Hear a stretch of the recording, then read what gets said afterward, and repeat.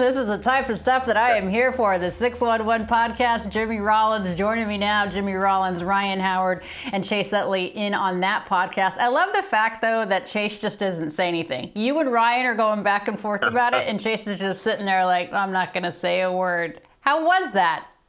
It was actually a lot of fun to sit with Chase, and I think Chase's reputation for being a gamer, doesn't say much, goes out there and plays. It's true. But we, as his teammates, as his friends, we get to see a whole other side of Chase. So to sit there and have him open up on camera for a podcast, it shows that he's out of game mode and just being a regular person. Obviously, he's a dad, but we get to talk about these baseball memories that when you're playing, he would never want to talk about. But we get to hear his side and his voice, and hopefully the fans and listeners get to hear it and learn a little bit more about Chase also. Tell me more about how the podcast came about, 611. Tell me how it was kind of born. And you guys go beyond, obviously, the game. You talk about a lot of different things, off the field, culture, just what's going on in the game today. But how did this podcast come about?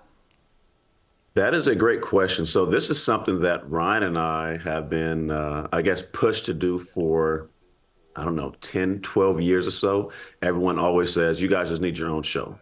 And it started way back when he first came up. I had him live with me, and I would just crack jokes about him all the time, talk about him eating Wawa, living at my house, not paying rent, hitting home runs, not cleaning up, just mess with him, just hazing him, everything that you do to a young player. And it just formed a brotherhood. And obviously the times that we've shared on the field, it just made for great conversations all the time. We have a camaraderie, and we treat each other really like, although he's bigger, I'm the eldest, so he's my little brother in a sense, and I've always treated him as such. So when we get together, we never know what's going to happen, what's going to come out of our mouths, where the conversation is going to go, and everyone always seemed entertained, but we were just being ourselves. And when we came over with the Commissioner's Ambassador Program, it's something that MLB has wanted to do for a while, but I guess they needed the right people to do it. And behold, Ryan and I just happened to show up as ourselves, and they said, hey, do you guys want to do a podcast? We looked at each other, it's like, we've been told a million times we should do one, so let's give it a go, and here we are. You guys, when I think of the Philadelphia Phillies, Jimmy, I think of Jimmy Rollins, Chase Utley, Ryan Howard, and Chooch. When I think of the Phillies now, I think of the group that is here. And this 2024 team reminds me so much of the 2008-2009 Phillies. Do these guys remind you of yourselves? Very much so. I was asked on the show, I think it was on the opener, which team is better? Which team would you choose, this team or you guys, this team? I think they chose the 2008 team because obviously we won then. But I was thinking more back to the 11 team, a team that was very comparable, that we had everything from pitching to defense to clutch hitting. But it was part of what we built up leading to that point. And as I've watched these guys play, they have started to remind me of that so much. They haven't won the championship yet. I think that's coming. But the way they go out there as a brotherhood, they don't depend on one single person.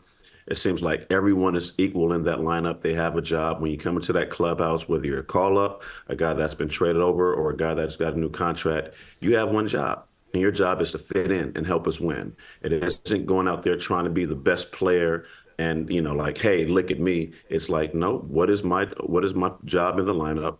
What is my job this at bat? What is the right pitch to throw? What are the right fingers to put down? And as the manager and coaches, what's the right lineup to get out there every single day to help us win? And everybody buying into it. And I see that with these guys. They've had a tough stretch. But they're still in first place. They found a way to put themselves out far enough that when you have these bad times, you're able to, rely on your record, but pick yourselves back up. Only thing that's missing is that parade down Broad Street, but there's so many comparables, completely different lineup structure, but they have pop all the way throughout the lineup, which is something we had. They don't run as much as we did, but the game has changed in that way, but they find ways to play baseball, not just sit there, rely on home runs. They do a lot of that, but they can still beat you in many other ways. I would have run through a wall for Bryce Harper. Why did you guys not like him when he came over? He was from the Nationals. You're not supposed to like the teams in your division. You play against them so many times, and it's a respect thing. When when you see a guy coming over, to your city, it's like, no, that's not the right fit. We were the guys that were drafted by the organization, made the organization what it was. We were never a big free agency landing spot. We got Jim Tomey when I was young. We were able to get Roy Halladay. I believe it was either trade or free agency. We made trades for guys, but we were the guys in the organization that drafted, waited for the guys to come up and created what we did. So it was never about the free agency. So when you hear about a guy coming over and he's a star, it's like, I don't know if he's going to fit in this city. I like him. I like playing against him. I like him in a Nationals uniform. I'm not sure if I like him in those pinstripes.